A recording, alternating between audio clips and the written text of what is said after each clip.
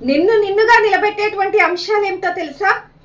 నీ దగ్గర ఏమీ లేనప్పుడు నీ దగ్గర ఉండేటువంటి ఓర్పు, సహనమే అవే అన్నిటినీ సమకూర్చి పెడతాయి. నీ దగ్గర అన్నీ ఉన్నప్పుడు నీ ప్రవర్తన విధానం ఎలా ఉంటుంది, ఇతరులతో నీ నడవడిక ఎలా ఉంటుంది అనేటువంటి అంశాలే అవి నీ దగ్గర ఉండాలో లేవో నిర్ణయిస్తాయి.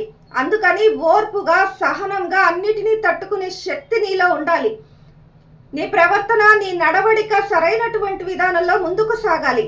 అవి గనక నీ దగ్గర ఉన్నట్లయితే నువ్వు అన్ని తట్టుకొని నిలబడగలుగుతావు. వటవృక్షమై ఎదగగలుగుతావు. నీ కోసం, నీ నీడ కోసం పరిపరి రకాల జనులు పరితపించేలాగా గొప్ప శక్తిగా నిరూపించుకోగలుగుతావు.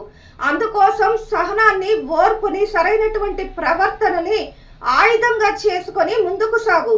అంతా మంచి జరుగుతుంది.